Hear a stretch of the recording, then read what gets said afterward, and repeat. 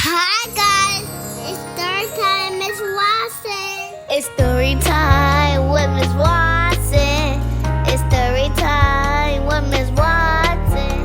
It's story time with Miss Watson. We took our baths and we brushed our teeth. We got our PJs on, now it's time to read. It's story time with Miss Watson. It's story time with Miss Watson. Let's read!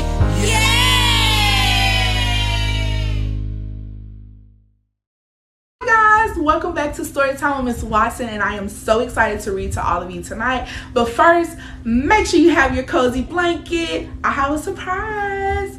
This is actually my favorite blanket in the whole wide world, and you may be wondering why. And it's just because it's a blanket of me and my daddy. Yes, this is a blanket of me and my dad. So let's snuggle all up and get all nice, warm, and cozy, and let's get into story time. I also like to thank Miss Keairra for this beautiful book that she's tributing to her father.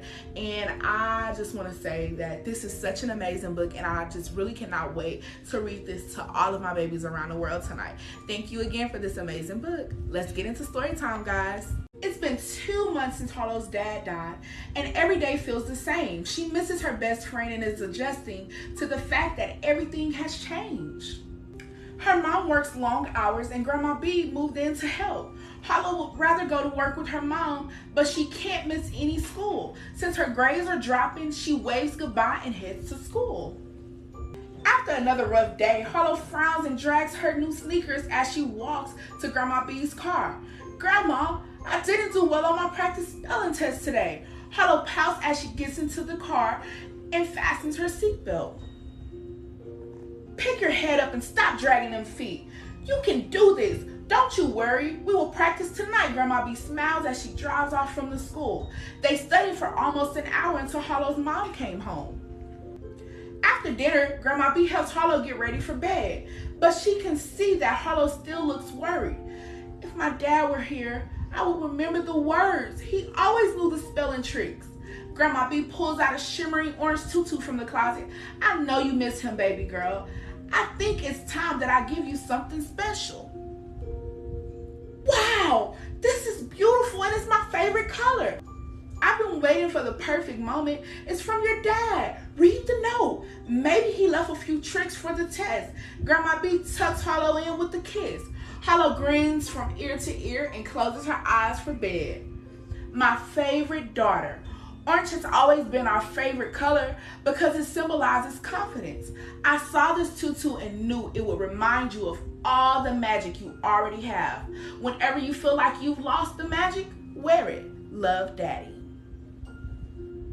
Today will be a magical day. Harlow sings as she struts into the Bryant Elementary.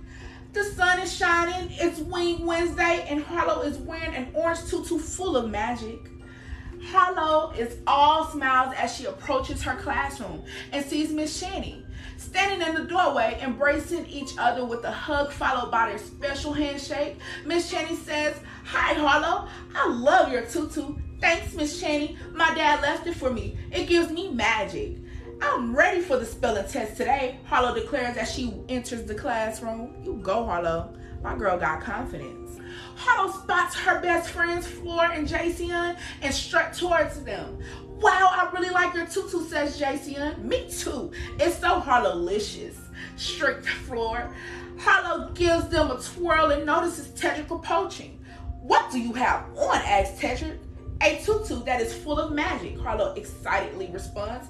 "You lying. Your tutu does not have magic," Tedrick teases as he rolls his eyes.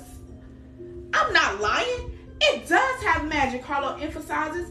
"I'll believe it when I see it," Tedrick says as he walks away.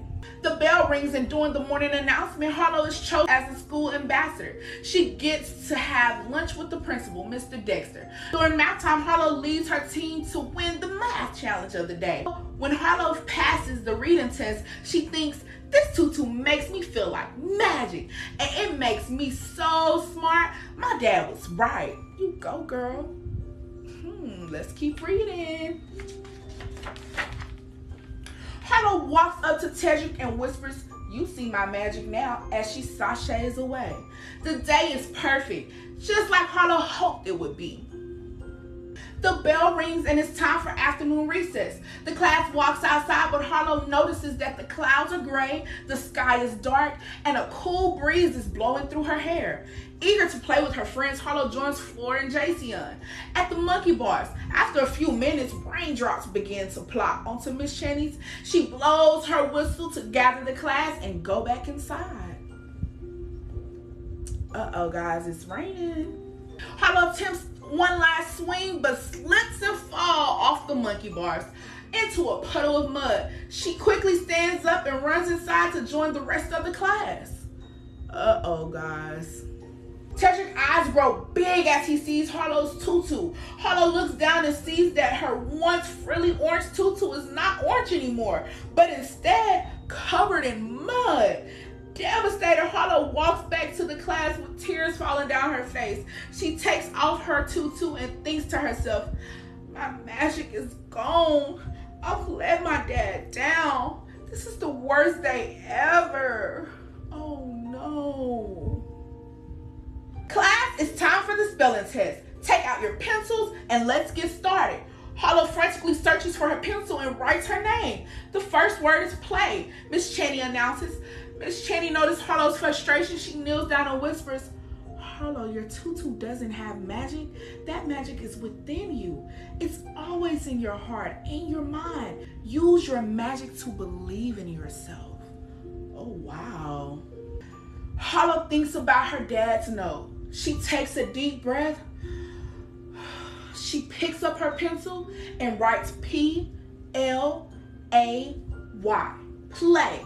Then cake, stay, air, and the rest of the spelling words. The bell rings and Harlow rushes to Grandma B's car and eagerly opens the door. "It's time for some lemon pepper wings. I got 100 on my test," Harlow screams as she jumps in the car. "You go, Harlow." Grandma B smiles and says, "I knew you would pass.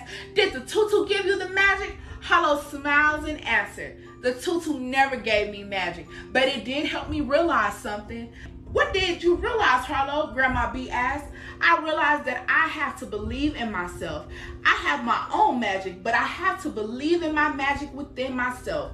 "Well, that thinking deserves some lemon pepper wings," Grandma B says.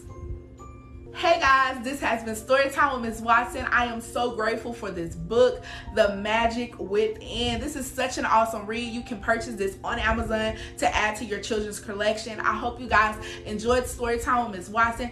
Don't forget to snuggle up, and I'm giving you the biggest hug. Good night. I love all of you so much. Don't forget to stay tuned until the end for the prayer. Mwah! Have a great night. Ms. Watson loves you all so much. See you next time. Now it's time to say our bedtime prayers. Our Father, who art in heaven, hallowed be thy name. Thy kingdom come, thy will be done, on earth as it is in heaven. Give us this day our daily bread, and forgive us our trespasses as we forgive those who trespass against us. And lead us not into temptation, but deliver us from evil. Amen. Thank you guys so much for tuning in tonight. This has been Bedtime Stories with Miss Watson. We upload every Monday, Wednesday, and Friday. Have a good night. See you next time.